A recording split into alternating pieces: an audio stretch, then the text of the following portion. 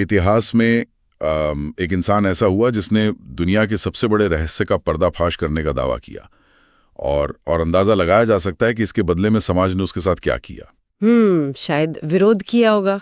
सिर्फ विरोध नहीं, मतलब उसे गालियां दी, उसे भ्रूण हत्यारा कहा और यहाँ तक कि उसे बदनाम करने के लिए एक झूठी हत्या की साजिश तक रची गई। अरे बाप रे, झूठी हत्या की साजिश। बिल्कुल। तो सोचने वाली बात यह है कि आखिर उसने ऐसा क्या खोज लिया था जो इतना खतरनाक था। खतरनाक इसलिए क्योंकि उस खोज ने सत्ता और धर्म के उन ठेकेदारों की जड़ें हिला दी थीं जो सदियों से डर का व्यापार कर रहे थे। मतलब उस खोज ने ये साबित कर दिया था कि आसमान में बैठा कोई भी ऐसा नियंत्रक या ईश्वर नहीं है जो एक रिमोट कंट्रोल से इंसानों की जिंदगी चला रहा हो। और यही आज के हमारे इस गहन अध्ययन का, इस गहरी चर्चा का विषय है। हम प्राचीन भारतीय ज्ञान और ऐतिहासिक दस्तावेजों के उस पन्ने को पलटने जा रहे हैं जो संसार यानी जीवन और मृत्यु के इस अंतहीन चक्र के असली विज्ञान को समझाता है। और ये स्पष्ट करना जरूरी है कि इस चर्चा का जो मिशन है वो किसी धर्म का प्रचार करना या कोई रहस्यमयी बातें करना बिल्कुल नहीं है। सही कहा। हम विशुद्ध रूप से स्रोत सामग्री का विश्लेषण कर रहे हैं ताकि इस प्राचीन विज्ञान को एक आम इंसान की भाषा में एक तार्किक और प्राकृतिक नियम के रूप में समझा जा सके। करेक्ट। कोई जादुई चीज नहीं है इसमें, बस विशुद्ध विज्ञान है।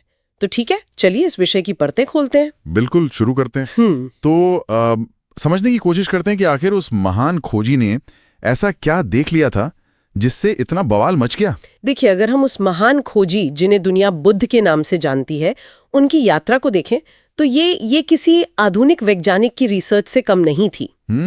एक खोजी वैज्ञानिक की तरह। हाँ, जब उन्होंने जीवन में लगातार दुख, जन्म, बुढ़ापा, बीमारी और मृत्यु को देखा तो उन्होंने इसे बस नियति मानकर हार नहीं मानी। मतलब उन्होंने सवाल उठाए।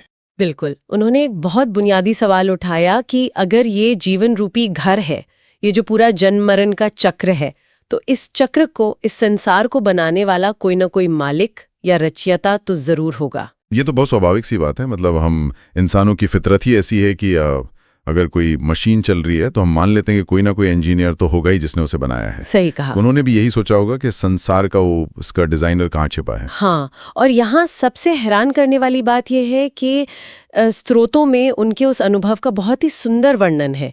जब उन्होंने अपने भीतर गहराई में जाकर इस परम सत्य की खोज की तो उन्होंने कहा, अनेक जाति संसारम संदा विस्सम अन्य बिस्सम। इसका मतलब क्या हुआ सरल भाषा में? इसका अर्थ यह है कि इस शरीर रूपी घर को बनाने वाले की तलाश में अनेकों जन्मों तक भटकना पड़ा, लेकिन जब उस सच्चाई का साक्षात्कार हुआ तो जो परिणाम सामने आया वो सदियों की मान्यताओं को तोड़ने वाला था। ऐसा क्या परिणाम था? पता चला कि इस संसार का कोई बाहरी या अदृश्य रचयिता है ही नहीं। एक मिनट, कोई बाहरी डिजाइनर नहीं है?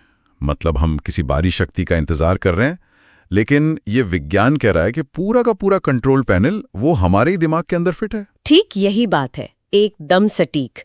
स्रोत बहुत स्पष्ट बताते हैं कि इस घर को बनाने वाला कोई और नहीं बल्कि इंसान के अपने ही कर्म है, उसकी अपनी ही अज्ञानता और विकार हैं। विकार यानी मन की कमजोरियां। हाँ, इन्हीं विकारों और मानसिक प्रतिक्रियाओं को इन दस्तावेजों में संस्कार कहा गया है। ये जो संसार है ये हमारे अपने ही कार्यों और प्रतिक्रियाओं द्वारा बनाया गया एक ढांचा है।